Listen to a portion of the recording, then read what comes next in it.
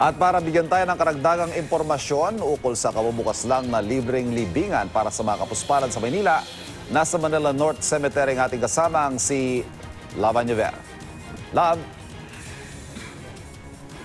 Magandang umaga, Ivan. Kapag po tayo ay iniwan ng ating mga mahal sa buhay, mga kapuso, isa po sa mga inaasikaso nating lugar ay yung pong paghihimlayan nila.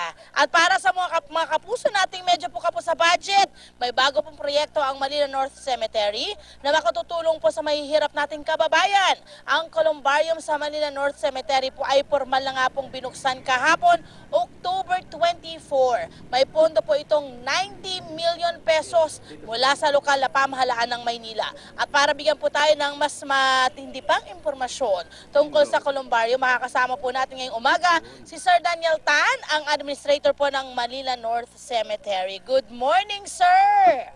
Ayan, unang tanong, bakit po naisipan natin magtayo ng columbarium? Matagal na pong proyekto ng ating Pangulong Mayor Joseph R. Estrada yung columbarium. Inayos na lang yung mga problema sa Maynila. Tapos ngayon po, dapat natupad na po. Sa ganun po ay wala pong babayaran. Oh, wala. So, sino po ang pwedeng kumbaga makinabang dito po sa proyektong ito? Unang-una po, kailangan po ang Manileño. Manileño po makinabang. Okay. At meron indigent po. Kailangan po ng barangay clearance, barangay indigents. Tapos kailangan po ng approval ng DSWD. So wala hong babayaran kahit na ano? Wala po, wala po. Okay. Gaano po karami ang kaya pong i-accommodate ng columbarium, sir? Sa whole body po, 1,218. Yung sa bones po natin, 4,088. Okay. By 4 po yun, by 4. Almost 16,000 bones po. Ayan, mga kapuso. At syempre itong yung ating Manila North Cemetery, handa na rin po ba para sa darating na undas? Apo, handa-handa na po kami.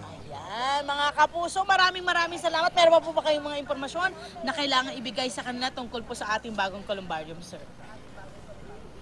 Yung mga kababayan po natin sa Manila na gusto po nilang mag-acquire po sa columbarium.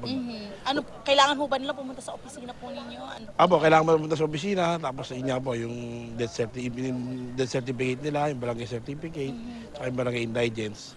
Then sa City Hall po sa Manila DSWD, doon po yung mag-approve namin. Yun, maraming. Pati yung cremation, sir, kasali na rin po doon sa libre? Apo, kasali na po sa libre. Wow, fantastic. Maraming salamat. Maraming salamat po. Ayan, mga kapuso, ang update namin mula po rito sa Manila North Cemetery. Balik sa iyo, Ivan. Maraming salamat, Lava Ñuver.